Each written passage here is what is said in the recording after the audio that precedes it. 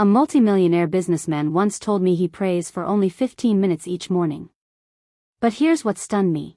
In those 15 minutes, he practices 5 specific spiritual habits that biblical scholars say are directly responsible for activating what ancient texts call divine abundance circuits.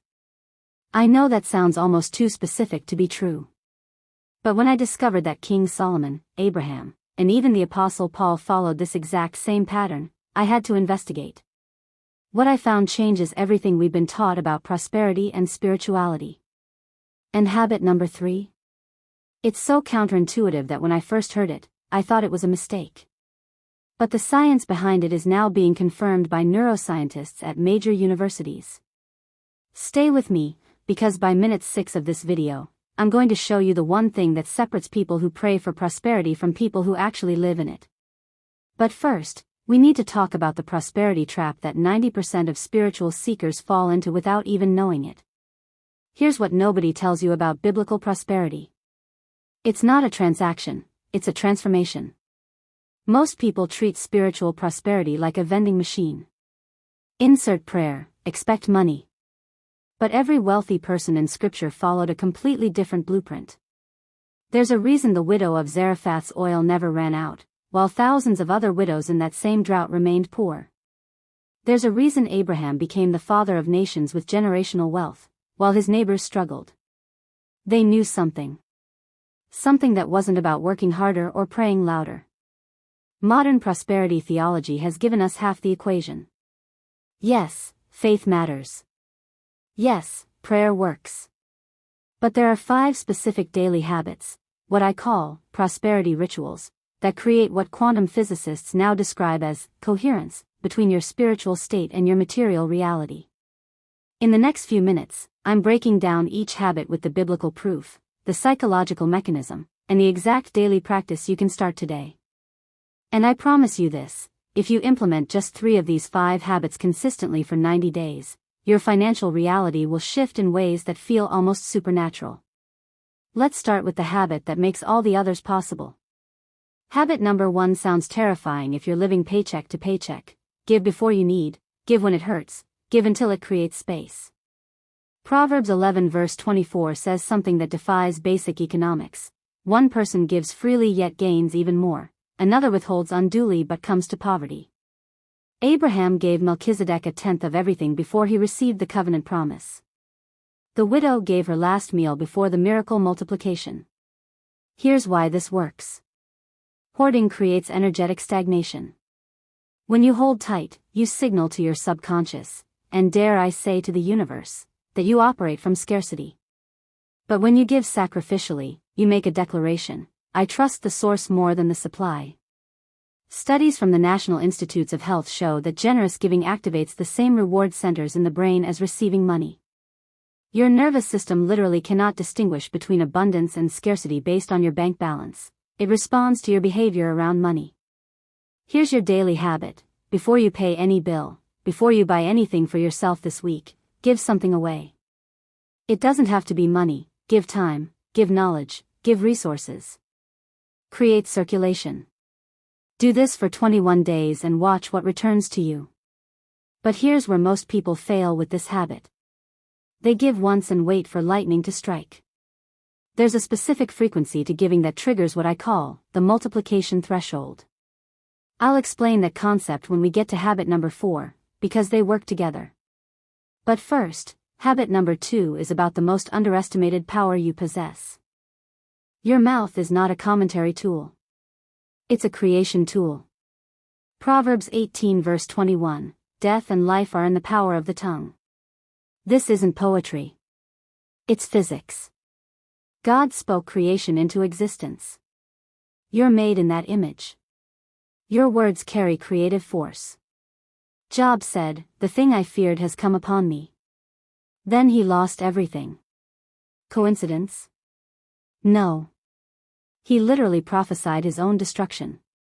Every time you say, "I'm broke, I can't afford it, money is tight," you're not describing reality, you're creating it.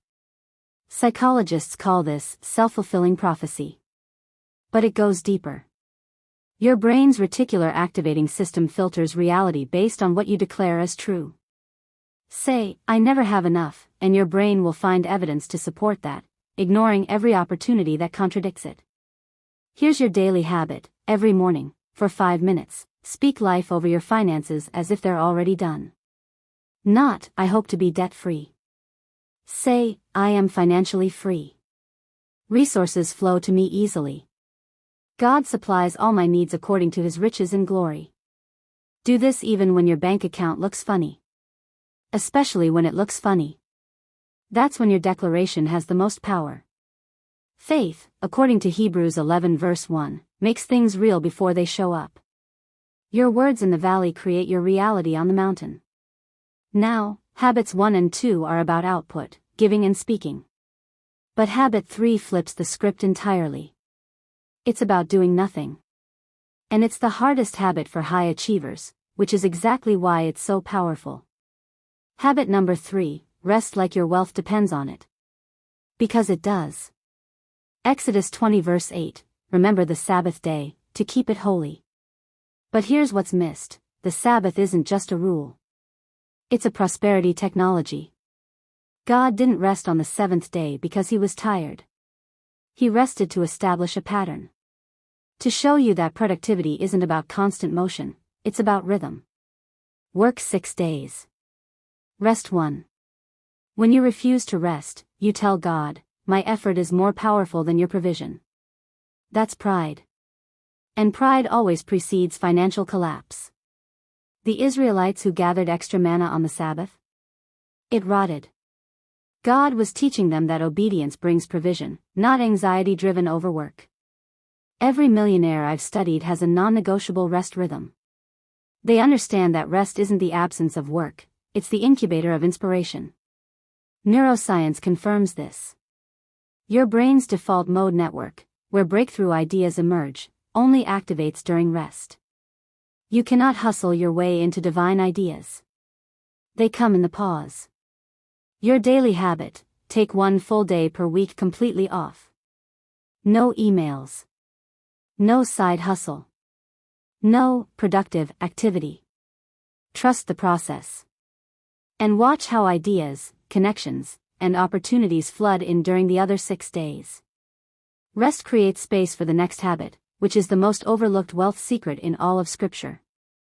Solomon knew it. And it's why he died the richest man in ancient history.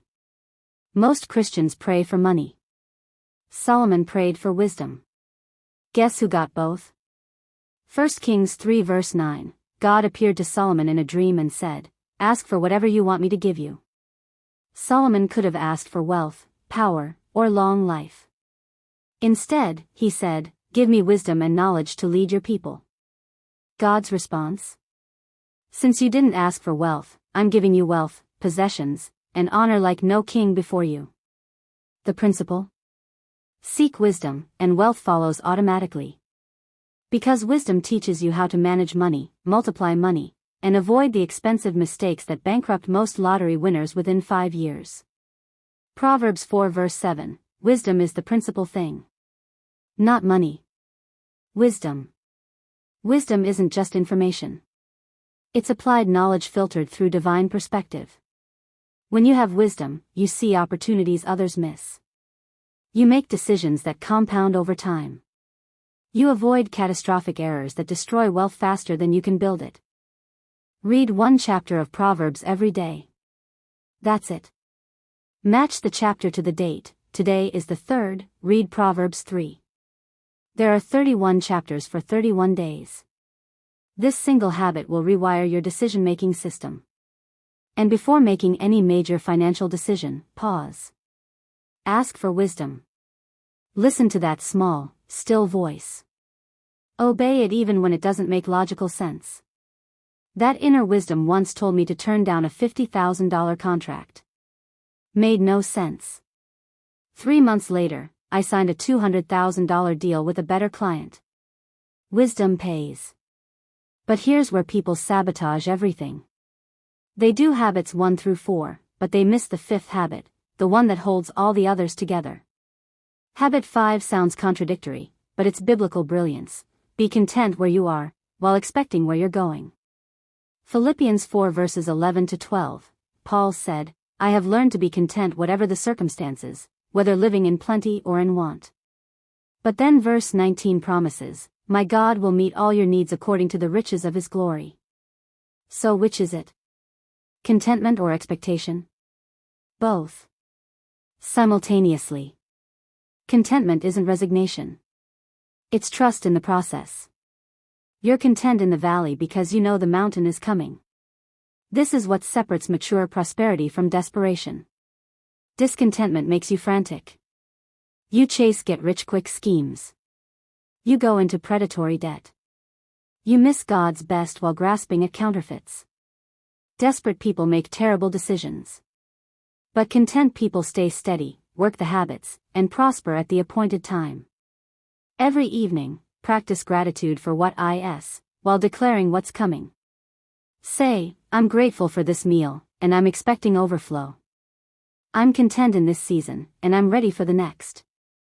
Ecclesiastes 3 verse 1, there is a time for everything, a season for every activity under the heavens. Your season is coming. Contentment positions you to receive it without anxiety destroying you in the process. So here they are. 5 spiritual habits that attract unending prosperity. 1. Sacrificial giving, circulate before you accumulate. 2. Prophetic declaration, speak life over your finances daily. 3. Strategic rest, honor the Sabbath rhythm. 4. Wisdom acquisition, seek understanding over money. 5. Content expectancy, trust the process, expect the breakthrough. But here's what you need to understand, these won't work if you do them once. Solomon didn't give one time. Abraham didn't speak life one Tuesday and quit. These have to become your lifestyle. Consistency creates the compound effect. You didn't stumble across this video. You were led here. God is repositioning you right now.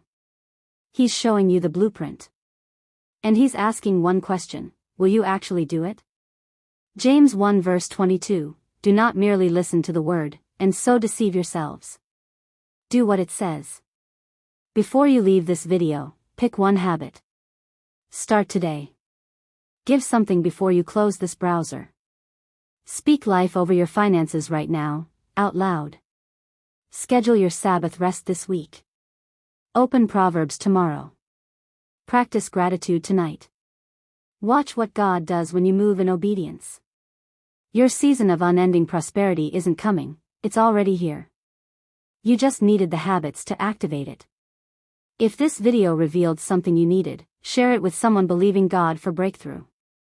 Subscribe so you don't miss what's next. We're not here for entertainment. We're here for transformation. Your abundance starts now. Walk in it.